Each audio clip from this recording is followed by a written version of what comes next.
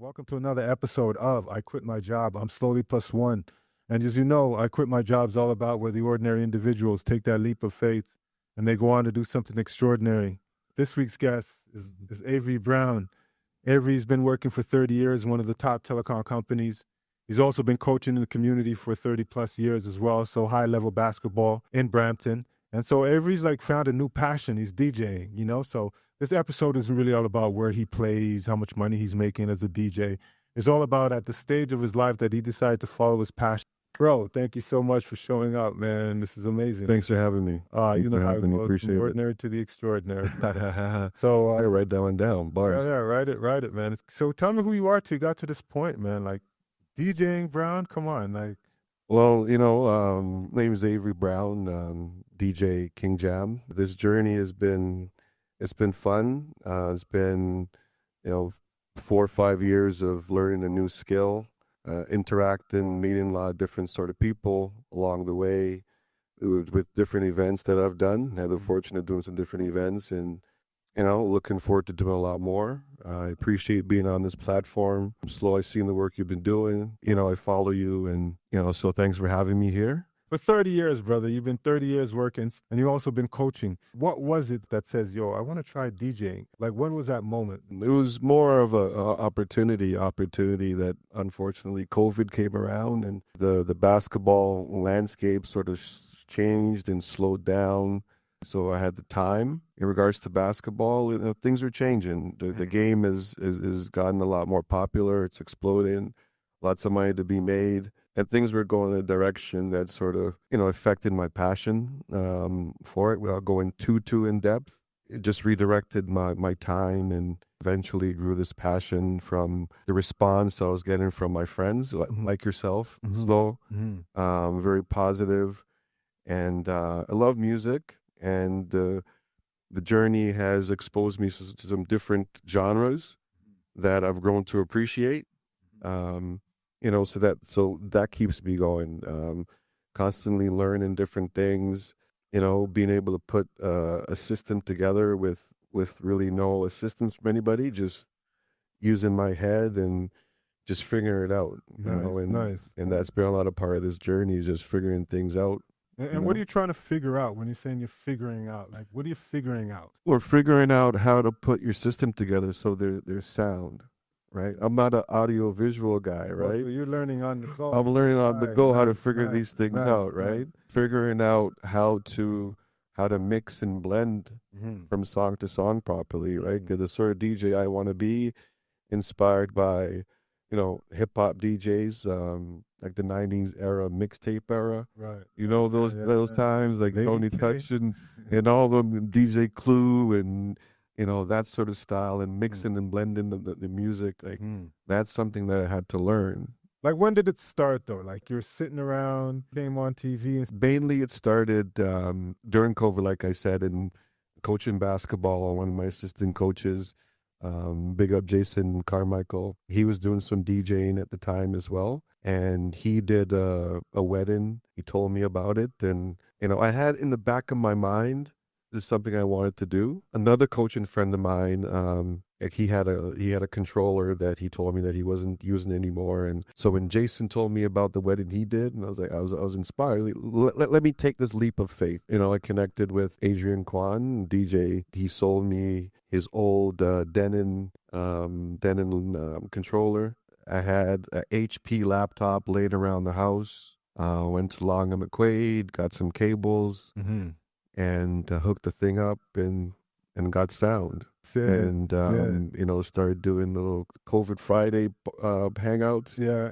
And getting great feedback. The man, they just kind of like jumped on, and the young entrepreneurs don't get that support from within. No, and that's one thing that I've heard along the way. Don't expect support from your friends. They'll be patting you back, but the actual support by listening to the mixes that I post and sharing those mixes. My friends did that. There was no naysayers, no don't do this, Brown. Right. And then with the family's there supporting the wife and the kids.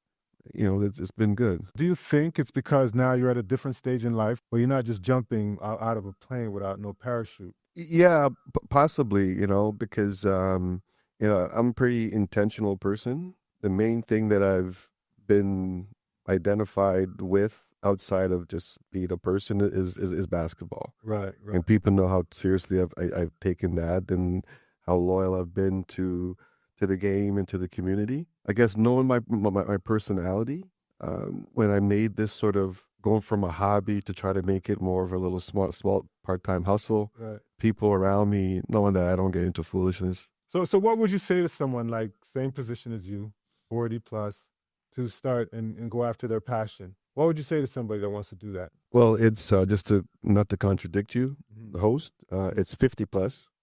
And proud You of look it. good, brother. Thank you. Good. You look good. Thank Keep you. I it appreciate that. 40. Okay. Okay. Well, piece of advice I would say, you know what? Just step out into the unknown. Don't, as best as you can, don't make the excuses of time. Make the time. You're going to make mistakes, but you got to pick yourself up and keep going, and learning from the bad beats colliding, Right, right. Right. and knowing how to do it better the next time and the next time and the next time.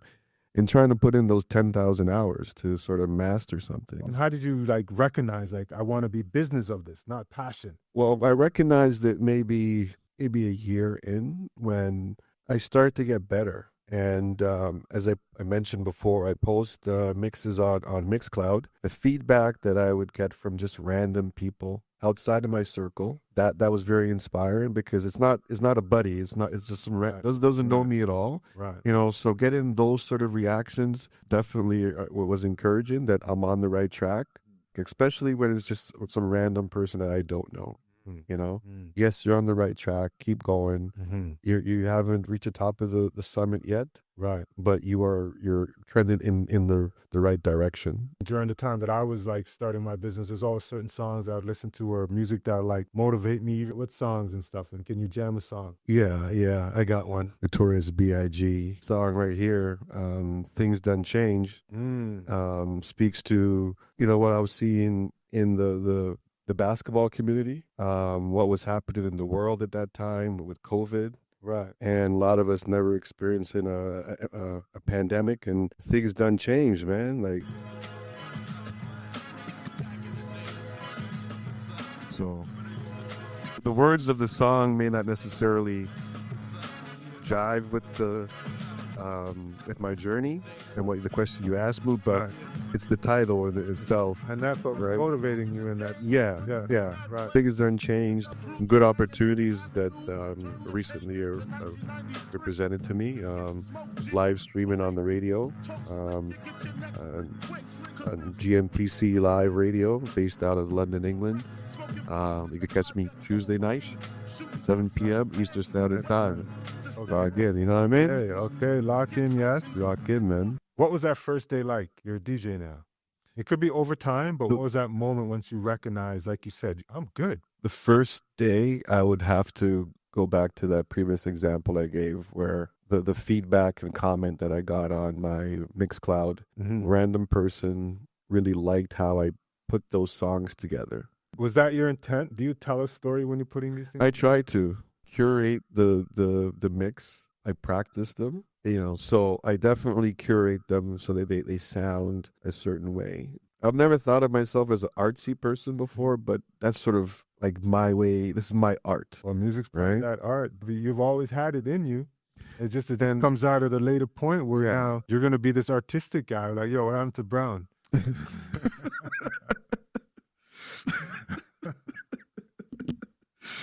What is something that surprised you about yourself or going into this? Now I'm here. Like, what surprised you about this whole, like maybe it could be the industry or just the steps that you were taking to become a better DJ? Well, I would say the steps.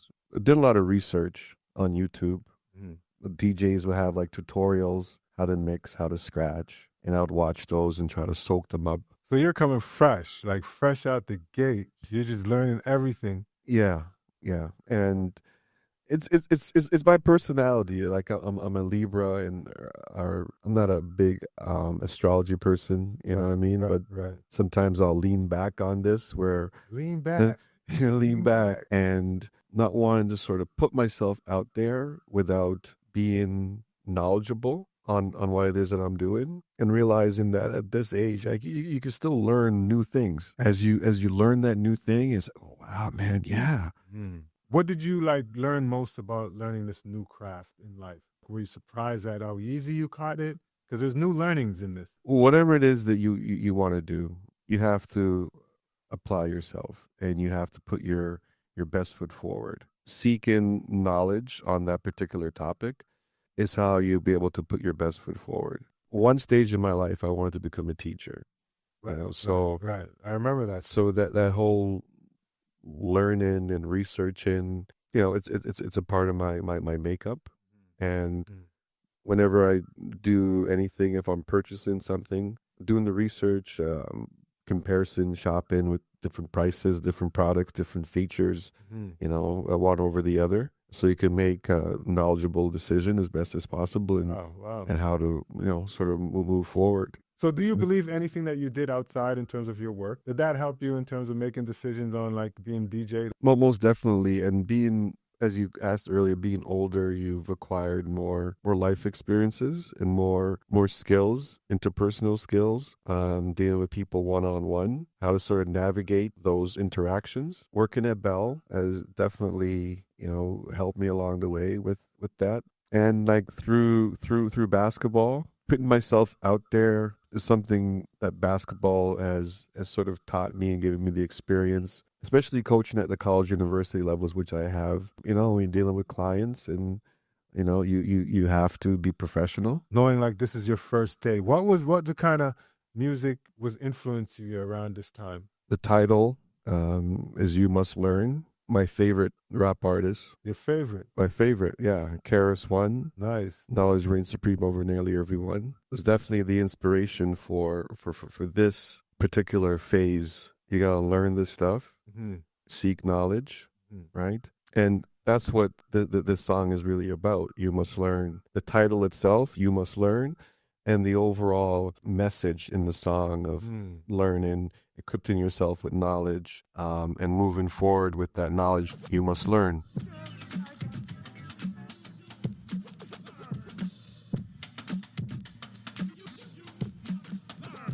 You know, speaking of inspiration, slow, like, to be real, like what you're doing, right? Yeah, we're coming from a ways back, you know, Ryerson days, and I've seen your grind, and you're definitely an inspiration. Like what how you created this platform, the success, like I see. I don't know what the outside world sees, but what I see, you know, and here I am sharing my story now. But just wanted to big you up for what you've created, and this thing is just gonna keep growing and growing. Whenever we hang out, all we do is laugh. Laughter is good for you, man. And like I said, like I'm gonna go on tour soon. I'm pretty funny. I might like No, you guys could look at no. me and say like this dude thinks he's funny, but no, I was just gonna say, funny like, still. Like I got my wits and I've been writing my stories and my jokes. So my stories and joke is almost like a Letterman. Like I put a little twist on it, but it's real society. Letterman Yeah, I like Letterman. is high standard. I like that. Why Dave Letterman was sick to me. I like the Oh, I know. I like the sarcastic jokes. Your jokes aren't necessarily funny. They're funny, but not necessarily funny. It's Yeah, like, but there's no jokes to it. it's just, more like, you know what? It's funny that this guy said that. when did you say, yo, this ain't a hustle no more? This is a real shit. Like when did you see that moment? When I was just like getting odd gigs, like a good friend of mine, Winsome, skate addict. She's a roller skating addict, and that's her brand. I want to big her up. She's been a big part of this too. The first event that she asked me to do was like 3 years ago, a skate event in Brampton. One of the skaters that attended the event, that person was doing an event, first event, got me this other gig. Oh, nice. You know what I So mean? you now you could see the momentum. Like it's Now you can see it's the word of mouth spreading, and the recommendations and stuff is happening. well, So those are realistic moments of you figuring this ain't a hustle because now you know I'm actually getting some revenue from what it is that I'm doing. yeah, My friends are looking at me very serious because they're not going to waste their time just to promote what you're doing. You know No, what I'm saying? So and they're not yes men. that's amazing, man. You've coached for decades. You've also worked for decades. You know, what did you learn through coaching that you can apply within your DJ? Coaching, player development, improving, developing, seeing that improvement and progress. Mhm. That is from putting in the time. You have to apply yourself. You got to put in the time. Specifically when it comes to DJing, you have to play music. You have to work on your transitions from one song to another. You have to learn the songs. I'm still learning the songs. I'm not gonna. I don't want to come across as if I know it all. But these are some things I've picked up on the way. But yeah, I'm a lot more comfortable now, working with all different genres of music. Nice, nice. How do you define success from being, of course, a father, DJing, coaching? Like, what define? And now you're doing the DJing. What defines success for you? The monetary aspect of success is obvious in a given, right? But it's more of the emotional, personal aspects. That's success, and I guess it has. And there's long term, short term sort of thing, and the opportunities that have come up, like most recently, the GMPC radio opportunity, GMPC, good manners and proper conduct every time. That opportunity and the reaction, Right, the reaction from the DJs on the station. right. They like what I do, what I'm doing, how I do it, And these are guys that have been in the music DJing world. Big up Benson, big up DJ General, and the whole GMPC family. The way that they've accepted me slow, Right. like they like what I do and how I do it, and for me that is success. So, was there any time, like doing this thing, you're like, yo, I'm done with it? No, No? no, Yeah, that's wicked. never. Never know. We're like, yo, I'm done. Like, no frustration. Nice. No. No, that's like amazing. That's amazing. During that moment of you, like when you're in that turning points, you're going all the way, you got your ups and downs, but you're saying you're loving every moment of it. What music or what song you can say relate to that? I would say it's some James Brown. It's been a musical journey as well, Right. discovering some new, different genres of music. This song here by James Brown, it's in the title, Papa's Got a Brand New Bag. Oh, nice. As a reflection of the new skills that I've learned through DJing, the new opportunities for the future. The new version of Brown for you guys. You know what I mean? You guys don't know me as a DJ. No. Although you guys know I can party. And I had to correct guys along the way, you know what I mean? It's not King Jammy, it's not DJ Brown, it's not DJ Avery. Man, get it straight, yo. How you mean? What's in the name? It's neither hand nor foot. Yeah, I wasn't good at Shakespeare. Are be or not to be? That is question. Whether it is noble in the mind, is left to be smooth and error without read this book. And by hope the essay, the sleep, the tent, dream. There's a rock, for in that deep of depth, dreams make. Check it out. Yo, slowly. Yo, you didn't know I had a little Shakespeare in me. Yeah? Well, it wasn't really about quitting for you because you haven't quit. It's really about finding that passion and then moving forward with that, And I'm really proud of you doing that, brother. Right. And one thing I learned along this journey is people want to hear what they want to hear, not what you as a DJ think that, I think they might like this. Once you're established, people will trust what you play. Here we go. It's called The Business.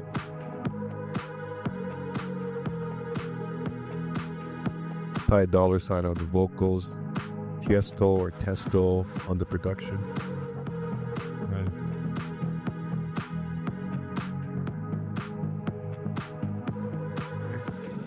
Let's get down to business. It's one of my favorite songs, and ain't no stopping me now. You're on your way. I got to a certain level and I want to really, pursue this full throttle, all gas, no brakes. Let's go. Ain't no stopping us now. Because we're on the move. Ain't no stopping us now.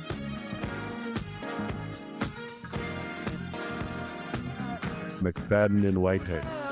A lot of that too was happening at that time.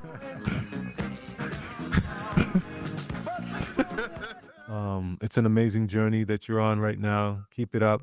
Thank you for coming on here and sharing that journey, bro. And at the same time, hey, it's never too late to jump into anything. As I said, this man jumped into the game at 40 plus. The courage to start, and I'm going to turn this passion into a business. So big ups to Avery. Big ups to King Jam. And I want to thank you so much for coming on, bro. Respect. Thank you, sir. Thank you. Peace, y'all.